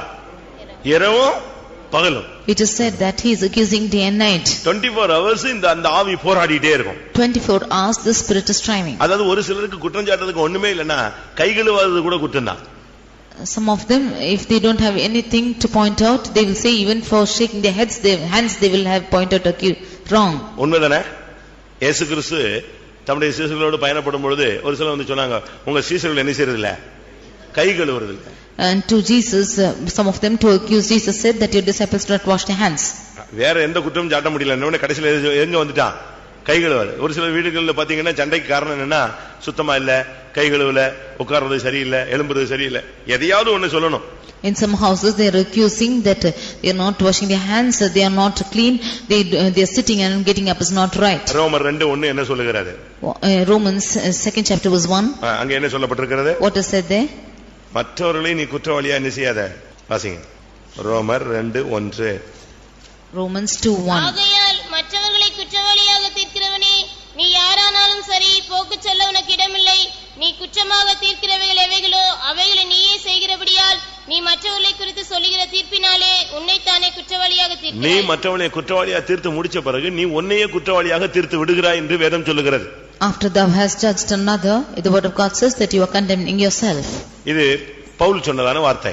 This is the word which Paul has said. மத்தேயு 7ஆம் அதிகாரம் முதல் 5 வசனங்களை பார்க்கும் பொழுது Matthew 7th chapter verses 1 to 5. இயேசு இதை குறித்து ஏற்கனவே சொல்லிவிட்டார். About this Jesus spoke earlier itself. மற்றவனை நீ குற்றம் சாட்டாதே. Don't accuse another. ரோமர் 8:33ல பவுல் மறுபடி பேசும் பொழுது In Romans 8:31 when Paul is speaking, தேவன் தெரிந்து கொண்டவன் மேல் குற்றம் சாட்டுகிறவன் யார்னு சொல்றார். who is the one accusing, the one whom the Lord has chosen? குற்றம் சாட்டுதலுடைய முடிவு என்ன தெரியுமா? What is the end of accusation? நீ தாழ தள்ளப்பட்டு போவாய். You will be cast down. அதுதான் வெளிப்படுத்தல் 12:10ல கடைசியில சொல்லி இருக்கு, இரவும் பகலும் குற்றம் சாட்டினவன் தாழ தள்ளப்பட்டு போனான். In Revelation 12:10, one who accused day and night has cast down. விபச்சாரத்துல கையும் மையுமாய் பிடிக்கப்பட்ட ஒரு பெண்ணை கொண்டு வந்தார்கள். They brought a woman who was caught in fornication red-handed. அவங்க என்ன சொன்னாங்க? அவள் மேல குற்றம் சாட்டினாங்க. They accused her. கடைசியில கொஞ்ச நேரம் கழிச்சு இயேசு கேட்டார், உன்மேல் குற்றம் சாட்டினவர்கள் எங்கேன்னு கேட்டார். Finally Jesus asked, where are the ones who accused you? லூக்கா எழுதின சுவிசேஷத்துல In Luke's gospel 23:10ல பார்க்கும் பொழுது chapter 23 verse 10, ஒரு குரூப் நின்னுகிட்டு இயேசு மேல விடாம குற்றம் சாட்டிட்டே நின்றார்கள். a group of people standing beside Jesus kept accusing. 23:10ல பார்க்கும் பொழுது 23:10, பிரதான ஆசாரியரும் வேதபாரகரும் அவர் மேல் பிடிவாதமாய் குற்றம் சாட்டிக் கொண்டே நின்றார்கள். and the chief priests and the scribes stood and vehemently accused him. விடாம எரிஞ்சிட்டே இருக்கான். பிரதான ஆசாரியன் சொல்றான், வேதபாரகன் சொல்றான், மாத்தி மாத்தி மாத்தி மாத்தி பிடிவாதமா சொல்லிட்டே இருக்கான் அதே குற்றச்சாட்டு. The chief priests and the scribes continuously are accusing him of the same. இந்த ஆவி உங்களுக்குள்ள நமக்குள்ள யாருக்குள்ள இருக்கிறா? Are we having the spirits in us? இது 24 hours இரவும் பகலும் இல்ல, சமயம் வரும்பொழுது வருகிறது. These are not found 24 hours, but when time comes it's appearing. அப்படிதானே? Is it not so? அதுக்காக ஒண்ணுமே கேட்க கூடாதா, குறைய கூட சுட்டி காட்ட கூடாதா? நல்ல மனைவி குறைகளை சுட்டி காட்ட வேண்டும். நல்ல கட்சினா எதிர்கட்சினா என்ன செய்யணும்? குறைய கரெக்டா சொல்லணும் அப்படிலாம் சொல்லுவாங்க. For that should we not say of their faults at all. If it's a good wife or a good family, then you should say of their faults also. ஆனா இவங்க வந்து நின்னுகிட்டு இருக்காங்க, வேதபாரகனும் பரிசேயரும் பிரதான ஆசாரியரும் எப்படி சொல்லிட்டேன்னா பிடிவாதமாய் குற்றம் சாட்டிக் கொண்டே நின்றார்கள். But the chief priests and the scribes stood vehemently and accused him. அதனுடைய சரியான அர்த்தம் பிசாசு வந்து தான் குற்றம் சாட்டுறான். அவனுக்குள்ள இருக்கிறது பிசாசு. The right meaning of this is Satan only is accusing the spirit. குற்றம் சாட்டுகிற சுபாவம் நின்னாதான் உனக்கு கர்த்தர் தரிசனம் ஆவார். Only if this character of accusation stops, then the Lord will appear to you. அந்த மகிமையின் தரிசனம் உனக்கு கிடைக்கணும்னு சொன்னா இந்த தந்திரமான பேச்சு, டெக்னிக்கலா பேசுறது, அடுத்து யாரையாவது ஏமாத்துறது, மூணாவது குற்றம் சாட்டுகிறது. If you need this spirit, if you need this glorious vision, then you should lose this subtlety. Secondly, deception, and thirdly, accusation. பாவம் அறியாதவர், one who knew no sin, செய்யாதவர், one who did no sin, பாவம் இல்லாதவர், one who has no sin. ஆனா இவர் மேல பிடிவாதமா குற்றம் சாட்டிக்கிட்டே இருக்கான். But they kept vehemently accusing him. அது மாதிரி சில புருஷன்மார் தவறே செஞ்சிருக்க மாட்டாங்க, சில மனைவிமார் தவறே செஞ்சிருக்க மாட்டாங்க, சில பிள்ளைகள் தவறே செஞ்சிருக்க மாட்டாங்க, சில ஊழியக்காரங்க தவறே செஞ்சிருக்க மாட்டாங்க. ஆனா அநியாயமா நெஞ்சிரும், இல்லாத பழியெல்லாம் மொத்தமா வந்து மேல விழுந்துரும். Like this, some husbands would never have done wrong at all, some wives would not have done wrong, some servants of God or believers would not have done wrong at all, but they will be accusing them wickedly. இப்படிலாம் பலரும் பாதிக்கப்பட்டு ஊழியத்தை விட்டு போயிருக்காங்க. அநேக குடும்பங்கள் பிரிஞ்சு ஒண்ணு இல்லாம போயிருக்கிறாங்க. Many of them have been affected like this and have left the ministry, and many families have split like this too.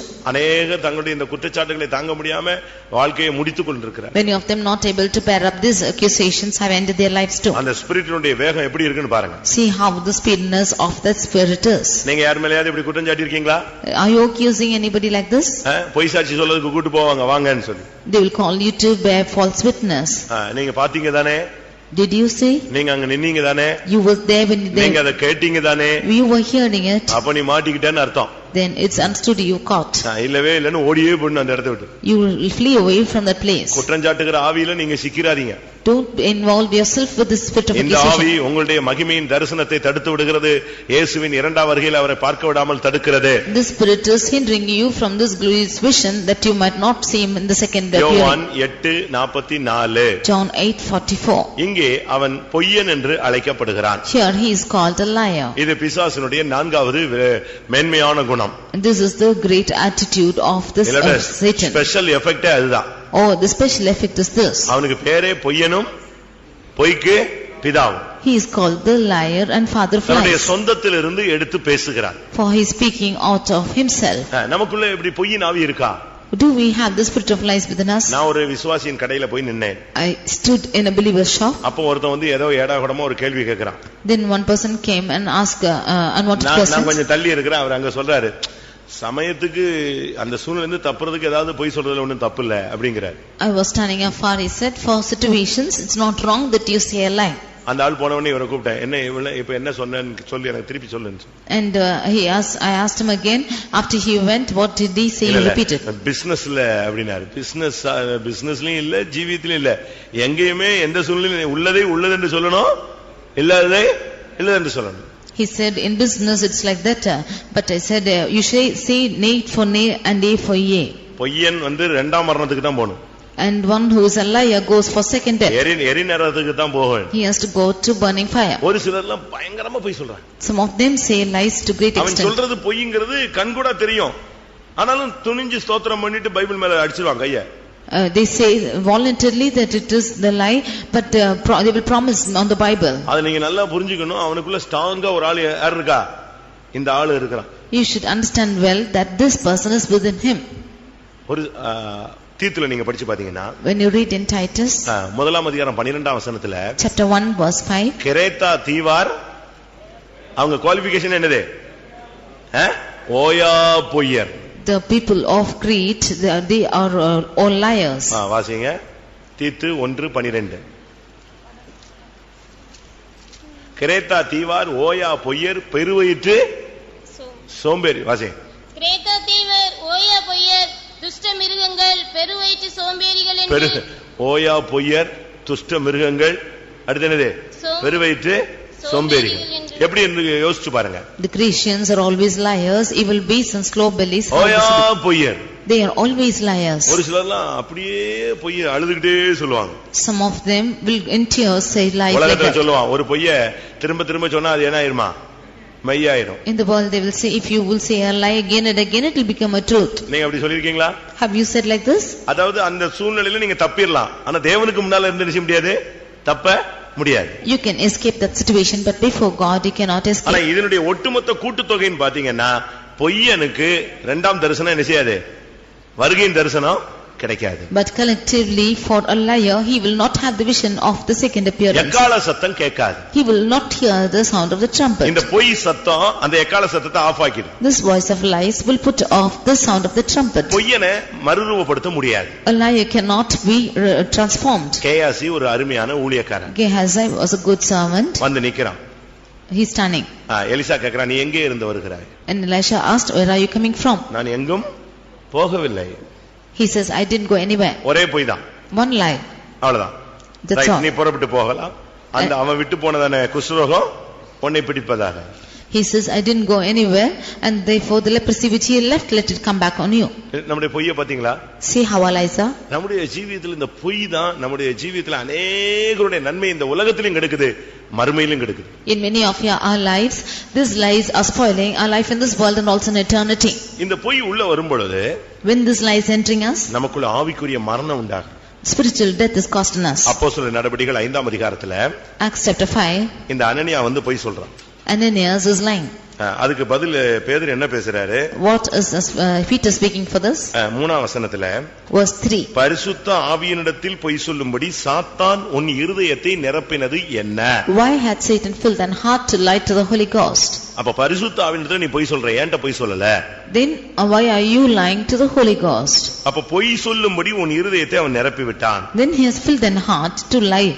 4ஆம் வசனத்தினுடைய கடைசி பகுதியில Verse 4, the last நீ portion. மனுஷரிடத்தில் அல்ல தேவனிடத்தில் பொய் சொன்னாய். Thou hast not lied unto men but unto God. இந்த வார்த்தைகளை கேட்கவே அவன் விழுந்து ஜீவனை விட்டான். Even as he heard these words, he fell down and gave up his அப்ப பொய் ghost. சொல்லும் பொழுது நித்திய ஜீவன் உனக்குள்ளே மரிக்கிறது. Then when you say a lie, eternal life is lost in it. இப்ப 4வது தன்மை பொய்யே. The fourth attitude is lies. இது நீங்கினாதான் உனக்கு வருகை அந்த தரிசனம் கிடைக்கும். Only if this is departing, you will have the vision of his coming. 5ஆவதாக Fifthly, யோவான் 8:44 John 8:44. அவன் மனுஷ கொலைபாதகனாய் இருக்கிறான். He is a murderer.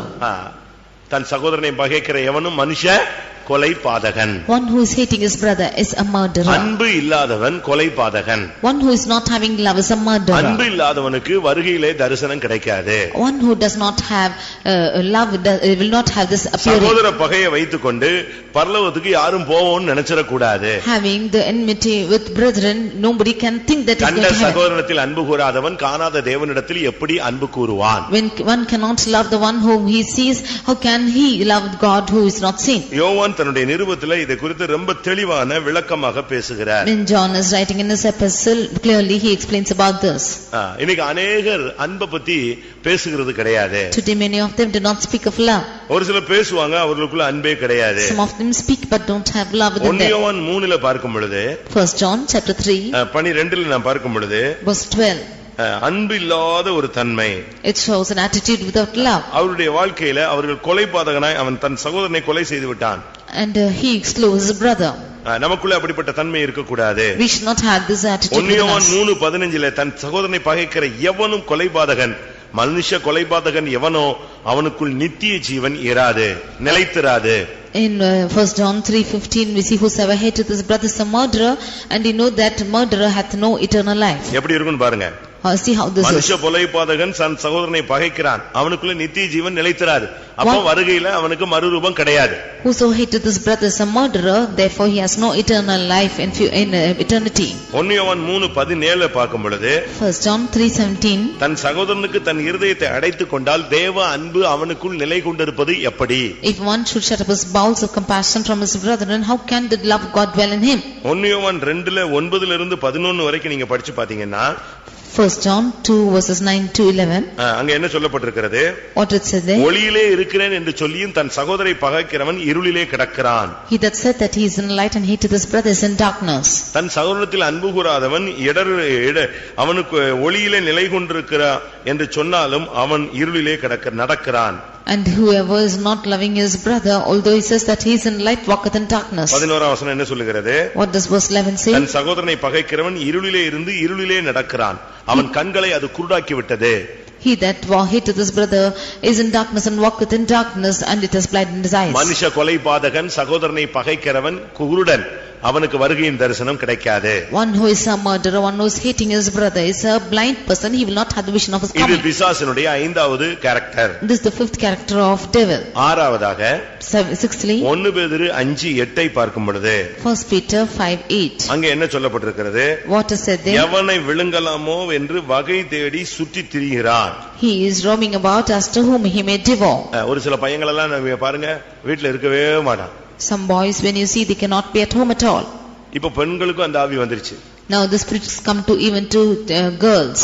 அது வாடு சுத்திட்டே இருக்கும். They keep on roaming. நீங்க என்ன நினைக்கிறீங்க? What do you think of this? இது சுற்றுகிறது யாருடைய கேரக்டர்? பிசாசுனுடைய character. This roaming about is the character of devil. எவனை விழுங்கலாமோ என்று வகை தேடி சுற்றி திரிகிறது. அப்படிதான் ஏண்டா எங்க போறேன்னு அவனுக்கு தெரியாது. இருங்க அப்படி போயிட்டு வராமா. He is roaming about as to whom he may devour. Therefore when you ask where you are going to, he will does not know where he is going, but he will go and come. சும்மா அழகா பரப்படுவான். He will simply go இப்பனா ஆபீஸ்க்கு போற மாதிரி பரப்படுவான் and pretend as going to office. ஆனா எங்க போறான்னு சொன்னா சும்மா ரோட்ல போய் கொஞ்ச நேரம் நினைச்சுவான், நின்னுட்டு வருவான். But simply he will go to the road, stand there and come. நம்ம ஆளுங்க இப்போ இது வந்து எல்லாருக்குமே ஆண் பெண் எல்லாருக்குமே இந்த ஆவி வந்துருச்சு. People are all like this, both men and male and female. நீதிமொழி 7:12 சிலவேளை வீதியில் இருப்பாள், சிலவேளை வீட்டில் இருப்பாள், சிலவேளை சந்துகள் தோறும் பதிவு இருப்பாள். அந்த பெண் அது பாட்டு சுத்திட்டே இருப்பா. அவ லைஃப் சரியில்லைன்னு அர்த்தம். Proverbs 7:12 we see that sometimes she will be in the byways or in the streets and she will be roaming about because her life is not proper. அது ஒரு சுத்துகிற ஒரு ஆவி. That is a roaming spirit. ஜெப நேரத்துல எங்கயாவது சுத்திட்டே இருப்பான். பாத்தீங்களா? In the prayer times it keeps roaming somewhere. ஜெப நேரத்துல நீ வெளியே இருந்தேனா உன் வாழ்க்கையில விழுகை வருதுன்னு அர்த்தம். If you are outside at the prayer times, then there is a falling in your life. தாவீது யுத்த வருஷத்துல தன்னுடைய உப்பரியில உலாவினான். அன்னைக்கு தான் அவனுடைய வாழ்க்கையில கேடு தொடங்கினது. David, the time of war, he was roaming about in his upstairs and that day was evil coming to him. இரண்டாம் சாமுவேல் 11ஆம் அதிகாரத்துல 2 Samuel chapter 11. அங்க வேதம் என்ன சொல்லுகிறது? What does the word of God say? மறு வருஷம் ராஜாக்கள் யுத்தம் பண்ணுகிற காலங்களிலே, in the times of the next year when the kings were going for war. ராஜாக்கள் யுத்தம் பண்ற நேரத்துல இவன் ராஜாக்கள் யுத்தம் பண்ற இடத்துல இவன் போகணும். When the kings were going for war, he should go to the place of battle. யுத்தம் பண்றதுக்கு ஒரு காலம் இருக்கு. There's a time for warring. ஜெபத்துக்கு ஊழியத்துக்குன்னு ஒரு டைம் உண்டு. அந்த நேரத்துல நீ உலாவிட்டு இருந்தீனா, ஊர் சுத்திட்டு இருந்தீனா, சுத்தர ஆவி உனக்குள்ள இருந்துச்சுன்னா விழுகை உனக்கு சாத்தியம். There's a time for battle or for fray. At this time if you keep roaming about, then falling is clear to you. அங்க உலாத்தி கொண்டிருந்தான் இருக்கு. And it says that he was roaming about. உலாத்தி கடைசில எங்க போச்சு? அவனுடைய வாழ்க்கை விழுகை. அது உலாத்துறது பிசாசுனுடைய character. Finally roaming, his life ended up in a fall, and roaming is the character of devil. தானியேல் 4ஆம் அதிகாரத்துல பார்க்கும் பொழுது Daniel chapter 4 29:30 உப்பரிகையில இதே மாதிரி இன்னொரு ராஜா உலாவினான். அன்னைக்கு நான் கட்டின மகா பாபிலோன் என்று பெருமை பாராட்டினான். அடுத்த நொடி அவன் மிருகமாய் மாறி அரண்மனையை விட்டு வெளியே போனான். Verses 9 and 10 we see of another king who was roaming about in the stairs and said, "This is Babylon which I have built," and he fell down and became a beast. ஒரு சிலர் கால்ல அந்த சக்கரம் கட்டின மாதிரி போயிட்டே இருப்பாங்க. Some of them roam about as though wheels are fit on their legs. இங்க இருப்பான், அங்க இருப்பான், அங்க இருப்பான், இங்க இருப்பான். ஒரு இடத்துல நிக்க மாட்டான். சுடுதண்ணி ஊத்துன மாதிரி நிப்பான். He will be standing here and there and somewhere, and he will not stand in one place. யோபு 1:7 நீங்க பாத்தீங்கன்னா, in Job 1:7 கர்த்தர் கேக்குறா, நீ எங்கே இருந்து சாத்தானே வருகிறாய்? God is asking Satan, where are you coming from? அவன் என்ன சொன்னா? What is he saying? பூமியின் எல்லையெங்கும் சுற்றி அது எல்லையெல்லாம் சுத்திட்டு வர்றேன்னு சொல்றான். He is saying that I am walking about to and fro in the earth and I am coming. இப்படி சுத்திக்கிட்டே இருக்கிறது பிசாசுனுடைய 6வது character. The sixth character of devil is roaming about. ஒன்று தந்திரம். Firstly subtlety. தந்திரமான பேச்சு. Subtle talks. பேச்சை control பண்ணுங்க, நீங்க ஜெயிச்சிருவீங்க. You control your talks and you will win. இரண்டாவது யாரையும் ஏமாத்தாதீங்க. Secondly, don't deceive anyone. மூணாவது யாரையும் குற்றம் சாட்டாதீங்க. Thirdly, don't accuse anyone. நாலாவது பொய் சொல்லாதீங்க. Fourthly, don't lie. ஐந்தாவது மனுஷரை பகைக்காதீங்க. Fifthly, don't hate people. ஆறாவது சுத்துறதை நிப்பாட்டுங்க. Sixthly, stop roaming. அதோட அங்க இங்கேயும் சுத்திட்டே இருப்பாங்க. They will keep on roaming here and there. அது பிசாசுனுடைய ஒரு character. That's the character of devil. நீ எங்கே இருந்து வருகிறாய்? Where are you coming from? சாத்தான் கர்த்தருக்கு பிரதியுத்தரமாக, Satan in reply to God, பூமி எங்கும் உலாவி அதில் சுற்றி திரிந்து வருகிறேன். I'm going about to and from the earth and walking up and down in it. சரி, பூமியெல்லாம் சுத்திட்டான், அப்ப யோபுவை பாத்தியா அப்படின்னு கேக்குறாரு. Then he's saying, you have gone through the whole earth, have you seen Job? அவர் நினைச்சது அவன் எங்கேயோ சுத்திட்டு காடு மேடு சுத்திட்டு வருவான், யோபு விட்டுட்டான்னு. அவன் சொல்றான், இல்ல நான் அவனையே நினைச்சிட்டு வந்தேன், பார்த்துட்டு தான் வந்தேன். He thought that he's roaming somewhere and coming, therefore he would have left seeing Job, but he said that he saw him. அந்த நேரத்துல இந்த சுத்துற நேரத்துல எல்லாம் ஜெபத்துல உட்காருங்க. Therefore in the time of roaming you come and stand in prayer. அண்ணன் வீடு தம்பி வீடுன்னு இப்படியே சுத்திட்டே இருக்கும் ஒரு group. A group will be roaming about saying brother's house, sister's house and so on. நான் என்ன சொல்றேன்னா, உங்க டைம் கிடைக்க தேவ சமூகத்துல இருக்கணும். What I say is, as you get your time, be in the presence of God. நீங்க அங்க போய் சண்டை தான் மிச்சம் வருது. When you go there, only fight is coming. ஏதாவது பத்தி பேசி சமாதானம் கெடுத்துட்டு நீங்க வீடு வந்து சேரீங்க. You speak about something, lose your peace and come back home. கடைசியாக Finally, அவன் திருடன். he is a thief. அவனுக்கு அடுத்த கேரக்டர், ஏழாவது பூரணத்தின் கேரக்டர் வந்து திருடன்.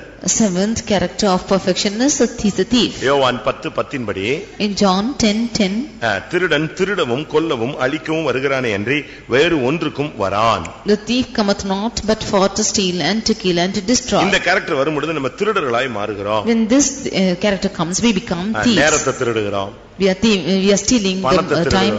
We are stealing money. காணிக்கையை திருடுறோம். We are stealing offerings. இப்படி ஒண்ணு ஒண்ணா திருட ஆரம்பிச்சிரோம். Like this we begin to steal everything. ஒரு சிலர் பாருங்க, அது ஒரு ஸ்பிரிட்னு நான் சொல்றதுக்கு காரணத்தை நீங்க புரிஞ்சுக்கொள்ளுங்க. You should understand that the reason behind this is a spirit. அந்த ஸ்பிரிட் வந்த உடனே அவன் திருடிடுவான். When this spirit comes, we steal. இவன் கையில செல் இருக்கும், ஆனாலும் இன்னொரு செல் என்ன செய்வான்? திருடுவான். He will have a cell in his hand, but he will steal another cell. ஒரு சிலருக்கு Dress இருக்கும், Dress இல்லன்னா வேற, Dress இருந்தாலும் அந்த Dress பார்த்த உடனே அந்த இச்சை இழுத்து கொண்டு போய் அந்த Dress எடுத்து வச்சுக்கும். கேட்டா எடுத்து வச்சேன் அப்படிமா. Some of them will have a dress, but when the spirit comes into them, they will steal and take the other dress. இது விசுவாசிகளுக்கு மாத்திரமல்ல, ஊழியர்களுக்குள்ள இந்த ஆவியின் போராட்டம் யூதாசுக்குள்ள இருந்தது. This was not only in the believers, but also it was found in Judas as servant of God. ஒரு இடத்துல ஒரு காலேஜ் கேர்ள பிடிச்சோம். Once a college girl was caught. அவ ஏற்கனவே 2 செல் வச்சிருக்கா. She already had 2 cells. ஒரு அம்மா பாத்ரூம் போகும்போது பேக் கொடுத்து கொஞ்சம் பாத்துக்கோமான்னு சொல்லிட்டு போன உடனே இவ அதை திறந்து பார்த்த உடனே அதுல என்ன இருந்துச்சு? செல் இருந்துச்சு. அதை எடுத்து வச்சுக்கிட்டா. When mother went to the bathroom and asked to see to her bag, there was a cell in that bag and she took it. அந்த கேஸை நான் அட்டெண்ட் பண்ணேன். I only attended this case. அந்த கேஸை நான் அட்டெண்ட் பண்ணேன். I only attended that case. அப்ப என்ன நடந்துச்சு தெரியுமா? Then what happened? அப்ப எல்லாரும் சொன்னாங்க, இல்ல அவ அழகான பொண்ணு, அறிவான பொண்ணு, காலேஜ் ஸ்டூடெண்ட், அவளுக்கு எதுக்கு அவ ஏற்கனவே 2 செல் வச்சிருக்கா அப்படி எல்லாம் சொல்லி தான் என்னை அனுப்புனாங்க. All of them said that she is a beautiful girl who is educated and why for a cell for her. அவ காலேஜ்ல படிக்கிறா, நல்ல படிப்பு, நல்ல குடும்பம், 2 செல் ஏற்கனவே வச்சிருக்கா. She is studying in college and she is in a good stature. Why for already she has 2 cells with her. அதனால நீ கொஞ்சம் கேர்ஃபுல்லா இத டீல் பண்ணு. Therefore you deal carefully with this. நான் போனவனே அவ சொல்லிட்டா, அத பார்த்த உடனே எனக்கு ஆசையா இருந்துச்சு, தெரியாம எடுத்துட்டேன். When I went, she immediately said that when I saw that cell, I had a lust for it and I took it. இப்ப சப்போர்ட் பண்ண ஆளெல்லாம் ஓடியே போய்ட்டான். Now all the people who support her just fled. அந்த ஆவி வரும்போது 2 செல் இல்ல 15 செல் இருந்தாலும் 16வது செல் என்ன செய்யும்? கைய உள்ள விட்டுரும். When that spirit comes, not only for 2 cells, even if he has 15 cells, he will take the 16th cell. அது யூஸ் ஆகுதோ இல்லையோ, whether it is in use or not, அது போலதான். It's like this. யூதாஸ் கடைசில அவன பேரு திருடன் தான் பைபிள் சொன்னது. Judas was lastly called as the thief. யோவான் 12ஆம் அதிகாரம் John chapter 12 6ஆம் வசனத்துல verse 6. அவன் தருத்திரரை குறித்து கவலைப்பட்டு இப்படி சொல்லாமல் அவன் திருடனானபடியால் இப்படி சொன்னான். This he said because he did not care for the poor, but because he was a thief. அவனை திருடன்னு பைபிள் சொல்லுகிறது. And the word of God calls him a thief. 3 வருஷம் அழைப்பு பெற்று ஊழியம் செஞ்சு காணிக்கை எல்லாம் மொத்தமா சேர்த்து வச்சிட்டு கடைசில அதுல கிடைச்சதெல்லாம் கொஞ்சம் கொஞ்சமா எங்க எடுத்துட்டான்? உள்ள வச்சுக்கிட்டான். 3.5 years doing the ministry and taking the money of which is he did of ministry and kept it for himself. நமக்குள்ள இந்த கரெக்டர் இருக்கா? Do we have this character? ஒரு சிலர் சொல்வாங்க புருஷன் இருந்து எடுத்தா தப்பு இல்ல. Some of them say taking from the husband is not wrong. அது என்ன டீசன்ட்டான Thiruda? That is a decent thief. அத ஒரு நிமிஷம் சொல்லிட்டு எடுத்துட்டா? If you should tell that for a moment and அதுக்கு பேர் பரிசுத்தம். that is holiness. சொல்லாம எடுத்தால் அதுக்கு பேர் பாவம். Without telling, if you take, it's a sin. இல்ல சொல்லி கொள்ளலாம் என்று எடுத்தாலும் பாவம் தான். Or without telling and taking is also a sin. கேட்டால் சொல்லி கொள்ளலாம்ங்கிறது பெரிய பாவம். Or if you say that he is asked for it and take, then sin. அவன் இத நம்பி அங்க எங்கயாவது ஒரு பட்ஜெட் போட்டு அங்க போய் நிக்கும்போது தேடவி பார்த்தா எது இருக்காது? இது இருக்காது, பணம் இருக்காது. If he should have his budget and keep in stand in one place and look for money, it will not be found. நமக்குள்ள எப்படி இருக்கு? How are we found? நம்முடைய character எல்லாம் எப்படி இருக்கு? How is the character? இந்த திருடனுடைய சுபாவம் என்னன்னா, the character of this thief is பக்க வழியா பரலோகத்துக்கே போலாமான்னு ட்ரை பண்ணுவான். He will see if he can go by ways to heaven. யோவான் 10:1ல பார்க்கும் பொழுது John 10:1 ஆட்டு தொழுவத்திற்குள் வாசல் வழியாய் பிரவேசியாமல் வேறு வழியாய் ஏறுகிறவன் கள்ளன், கொள்ளைக்காரன். He that entereth not by the door into the sheepfold, but cometh up some other way, எப்படி is a thief. ஜீவிச்சாலும் பரலோகத்துக்கு போலான்னு சொல்றானே அவனுக்கு பேரு திருடன்னு சொல்லுது. He who says that he can live anywhere and go to heaven is a thief. அதெல்லாம் ஆண்டவர் விட மாட்டாரு. The Lord will not leave like that. அன்பின் பிரயாசங்களை மறந்துவிட அநீதி உள்ளவர் அல்ல. He is not an unrighteous God to forget the labor of love. சிலுவை கல்லனுக்கே மன்னிப்பு கொடுத்தாரு. He gave even forgiveness for the thief on the cross. இப்படி எல்லாம் சொல்லி வேற ரூட்ல பரலோகத்துக்கு போயிரலாம்னு சொல்றவனுக்கு பேரு திருடன்னு பைபிள் சொல்லுது. Like this, those of them who say a wrong doctrine, saying that they can go to heaven, is a thief. அதனால தான் இயேசு சொன்னாரு யோவான் 10:8ல எனக்கு முன்னே வந்தவர்கள் எல்லாம் கள்ளரும் கொள்ளைக்காரரும் சொல்லிட்டார். Therefore John 10:8 Jesus says that all of them who came before me are thieves and robbers. 6:10 படி 1 Corinthians 6:10 திருடர்கள் தேவனுடைய ராஜ்யத்தை சுதந்தரிப்பது இல்லை. The thief shall not inherit the kingdom of God. ராகேலை குறித்து நீங்க பைபிள்ல படிச்சீங்கன்னா when you read it about Rachel, அருமையான கேரக்டர் அவ. she is a good character. அழகுக்கு குறைவே இல்ல, She is very beautiful. அறிவுக்கும் குறைவே இல்ல, And there's no lack behind for ஆட்களை wisdom. மயக்கவும் குறைவே இல்லை. And there's no need for her to beguile people. ஈர்ப்பு சக்தி ஜாஸ்தி, She had lot of attraction. எல்லாம் இருந்துச்சு. All this were there. கடைசியில் என்ன புத்தி இருந்துச்சு? But finally what was her habit? என்ன புத்தி இருந்துச்சு? திருட்டு புத்தியே இருந்துச்சு. This stealing character also was found in her. அதுதான் அவளை கொண்டு போய் அங்க உள்ள கொண்டு காண அந்த தகப்பன் வீட்டுல கொண்டு போய் சேர்க்கல. That was what did not take her to the father's house. வழியிலேயே ஓட்டத்தை முடிச்சதுக்கு காரணம் அதுதான். That's the reason for her to end up a race in the way. அந்த தகப்பனுடைய சொரூபத்தை திருடிட்டு வந்துட்டா. She stole the images of the father. அதுக்கு ஒரு சூப்பர் பொய் சொன்னாள். And she told a lie for that. இந்த ஏழுமே அண்ணன் தம்பி. All these 7 are brothers. இல்ல சிஸ்டர் கன்சர்ன் சொல்லலாம். Or you can say it's a sister concern. ஒன்னு விட்டா ஒன்னு என்ன செய்யும்? பின்னி வரும். If you leave to one, all the other will be united. He will steal. பிடிச்சா என்ன செய்வா? பொய் சொல்லுவான். If he's caught, he will tell a lie. அது பிடிக்கலனா மோசம் போக்குவான். If he's not caught, then he will deceive. இந்த ஏழுமே அப்படியே ஒன்னோடு ஒன்னு பிணைஞ்சு வேலை செய்யக்கூடிய ஒரு ஆவி. All these 7 are unitedly working together. முதலாவது நீங்க ஒன்னு புரிஞ்சுக்கணும். Firstly, you should understand. எப்படி ஒரு கிறிஸ்தவன் கிறிஸ்துவுக்குள்ள வந்து பூர்ணப்படும் பொழுது கிறிஸ்துவை போல மாறுகிறானோ, பிசாசு யாருக்குள்ள வருதோ அவனை பூர்ணப்படுத்தும் போது பிசாசு அவன் மாத்துகிறது. As one is coming into Christ and becoming like Christ and perfected like him, even so Satan is also perfecting him like Satan. இப்பொழுது தேவனுடைய பிள்ளைகளாய் இருக்கிறோம். Now we are the children of God. இனி எவ்விதமாய் இருப்போம் என்று அறியோம். When we do not know what will be. ஆனாலும் அவர் வெளிப்படும் பொழுது அவருக்கு ஒப்பாய் இருப்போம். But when he shall appear, we shall be like him. இது ஒரு மனவாட்டியினுடைய அடையாளம். This is the sign of a bride. ஆனா பிசாசுனுடைய தன்மை எப்படி தெரியுமா? But what is the attitude of devil? முதலாவது உனக்குள்ள மெல்ல உள்ள வருவான். Firstly, he will slowly come in. யோவான் 13:2 நீங்க பாத்தீங்கன்னா, John 13:2. பிசாசானவன் அவன் இருதயத்தை தூண்டினான். Satan triggered the heart. இன்னொரு இடத்துல நீங்க ராபோஜனத்தை பத்தி படிச்சீங்கன்னா, when you see about the communion in other place, அங்கே அவனுக்குள்ளே அவர் துணிக்கையை நனைத்து கொடுத்தார். and he dipped the soap and gave to him. அப்பொழுது சாத்தான் அவனுக்குள் புகுந்தான். Then Satan entered into him. அவர் அவனுக்கு கொடுத்த உடனே அந்த ஆவி அவனுக்குள்ள பூந்துருச்சு. When he gave that to him, that spirit entered into him.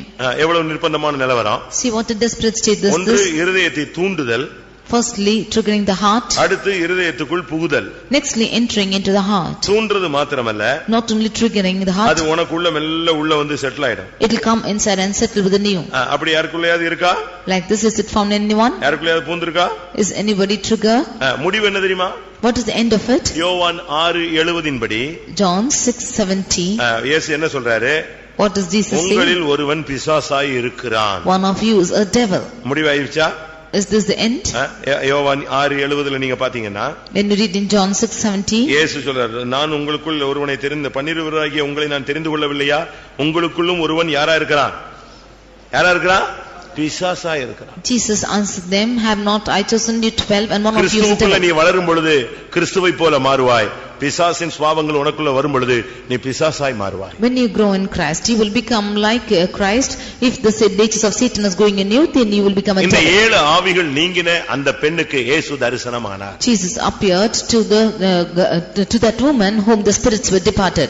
நமக்குள்ள இந்த 7 தன்மைகளும் நீக்கப்பட்டிருக்க வேண்டியது அவசியம். Even in our lives, these 7 aspects should be departed from us. எல்லாரும் கண்களை மூடுவோம். Let's all close our eyes. தந்திரமான தன்மைகள், and deceptive terms, மோசம் போக்கும் சக்திகள், and subtle terms, குற்றம் சாட்டும் பழக்கங்கள், and accusations, பொய் சொல்லும் பழக்கங்கள், and spirit of lies, மனுஷரை நேசிக்காத தன்மைகள், and spirit which is not loving man, அதிகமாக ஊர் சுற்றுகிற பழக்கங்கள், and spirit which is roaming, திருட்டு தன்மைகள், and இந்த 7 தன்மைகளும் நீங்கினால் நமக்கு இயேசுவின் மகிமையின் தரிசனம் கிடைத்து நாம் அவரோடு கூட மறுரூபம் ஆவோம். If these 7 attitudes are departing from us, then we will have the vision of Jesus and we will be transformed. இது ஒரு விசை நீங்குவதும் மறுவிசை வருவதும் சத்தியம் அல்ல. This is not the term of one departing and they again coming into us. அது திரும்ப வரவே கூடாது. It should never enter into us again. மறுபடியும் நாம் அந்த வல்லமைகளுக்கு இடம் கொடுக்க கூடாது. We should never give room for such spirits in our life. இந்த பெண்ணிலிருந்து அது நீங்கினது, மறுபடியும் அவளுக்குள் இடம் பெறவில்லை. The spirit departed from that woman and did never come back to her. இயேசு அவளுக்கு தரிசனம் ஆனார். Therefore Jesus appeared to her. பேதுரு என்ன செய்தான்? What did Peter do? மறுதலித்தான். he சபித்தான். and he cursed. ஆனபடியால் அவனுக்கு அந்த தரிசனம் கிடைக்கவில்லை. And therefore he did not have this vision. மறுபடி தரிசனம் கிடைத்தது. அது பெரிய சாதனை அல்ல. Again he got the vision, but that's not a great aspect. அது ஒரு பெரிய சாதனை கிடையாது. He could not prove with it. அவனை தேடி போய் தரிசனம் கொடுத்தார். அது பெரிய சாதனை அல்ல. Peter was given the vision, that was not a great ஆனால் attitude. முதல் தரிசனம் இவளுக்கே கிடைத்தது. But the first vision was given to her. மற்ற சீஷர்கள் ஓடி போனார்கள். Other disciples fled. அனைவரும் சேர்ந்து மீன்பிடிக்க பின்மாறி போனார்கள். Many of them backslided back to fishing. தரிசனம் அவர்களுக்கு கிடைக்கவில்லை. They did not have the vision. பாடுகளின் சிந்தை அவர்களை விட்டு போனபடியால் தரிசனம் கிடைக்கவில்லை. Because the mind of suffering has departed from them, they did not have ஆனால் this இந்த vision. பெண்ணுக்குள்ள இருந்து 7 பிசாசுகள் நீங்கினது. மறுபடி அவளுக்குள் வரவில்லை. விழுகை அவளுக்குள்ளே சம்பவிக்கவில்லை. சிலுவையின் தரிசனம் இருந்தது. ஆனபடியால் இயேசுவின் மகிமையின் தரிசனம் அவளுக்கு கிடைத்தது. But the 7 devils departed from her, and the backsliding did not come into her. Devils did not come back to her. She had the vision of the cross, and therefore she could see Jesus. எத்தனை பேருக்கு அந்த மகிமையின் தரிசனம் வேண்டும்? How many of you want this glorious vision? ஒரு விசை கண்களை மூடி முழங்கால் படியிடுவோம். For a minute, let's all close our eyes and kneel ஆண்டவரே, down. இந்த 7 பிசாசின் 7 தன்மைகளை என்னை விட்டு வெளியே போகட்டும். Lord, let this 7 attitudes of காலம் Christ துணிக்கும் depart. பொழுது நான் உம்மை தரிசிக்க வேண்டும். When the trumpet shall sound, I should see you. எனக்கு உதவி செய்யும். You help me. எல்லாரும் வேண்டிக் கொள்வோமா? Let us all pray for it. Praise the Lord, praise the Lord. எத்தனை பேருக்கு இயேசுவை தரிசிக்க ஆசை? எக்காலம் துணிக்கும் பொழுது அவரை பார்க்க எத்தனை பேருக்கு ஆசை? மறுரூபமாகி மத்திய ஆகாயத்தில் அவரை காண எத்தனை பேருக்கு ஆசை? அல்லேலூயா. அந்த அனுபவத்தை பெற்றுக்கொள்ள வேண்டுமானால் இந்த பிசாசின் 7 தன்மைகளும் நம்மை விட்டு நீங்கி இருக்க வேண்டும். கர்த்தாவே, சூழ்நிலைகளிலே சந்தர்ப்பங்களிலே பலவிதமான தவறுகளுக்கு நான் இடம் கொடுத்திருக்கிறேன். இவைகளை என்னை விட்டு பூர்ணமாய் நீக்கும். எப்பொழுது வந்தாலும் நான் உம்மை பார்க்க ஆசைப்படுகிறேன் என்று சொல்லுங்கள்.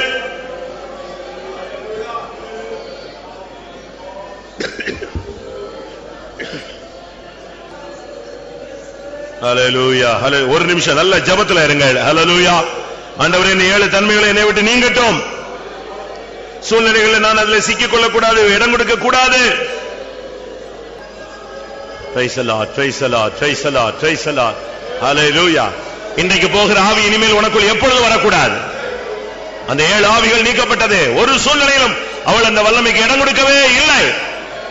அவளுடைய வாழ்க்கை கடைசி வரை பாதுகாக்கப்பட்டது. ரிபாக்கா ரபாக்கா திடாபாக்கா திடிபிக்கா ரபாம் திடிபி ஹ சிதா பீக்கா ராமானியாஷ திடாபலாக்கா திக்கா ராமானம் திடிபிக்கா. ஆமென், ஆமென், ஆமென், ஆமென். ஆம், கர்த்தருடைய சமூகத்துக்காக ஸ்தோத்திரம் பண்ணுவோம். Praise the Lord, praise the Lord, praise the Lord, praise the Lord, praise the Lord, praise the Lord. யாருக்கு இயேசு தரிசனம் ஆவார் என்பதை குறித்து நம்மோடு கர்த்தர் இடைவிட்டபடினாலே ஸ்தோத்திரம் பண்ணுவோம். சாசின் 7 தன்மைகளும் நீக்கப்பட்ட ஒரு வாழ்க்கை வாழ ஒவ்வொருவருக்கும் அருள் செய்ய முடியாது. ஸ்தோத்திரம் பண்ணுவோம். அன்றைக்கு மகதலேனா மரியாளுக்கு தரிசனமானார். அதுபோல இயேசு வெளிப்படும் பொழுது நாம் அவரை தரிசிக்க நம்ம ஒவ்வொருவருக்கும் கர்த்தர் அருள் செய்ய முடியாது. ஸ்தோத்திரம் பண்ணுவோம். அப்படிப்பட்ட ஒரு ஜீவியத்தை கட்டளிட முடியாது. ஸ்தோத்திரம் பண்ணுவோம். அந்த நாளுக்கு என்று ஆயத்தப்படுத்த முடியாது. ஸ்தோத்திரம் பண்ணுவோம். பிதா குமாரன் பரிசுத்த ஆவியானவருக்காக ஸ்தோத்திரம் பண்ணுவோம். எல்லா மகிமையும் அவருக்கே செலுத்தி ஸ்தோத்திரம் பண்ணுவோம். ஜெபம்.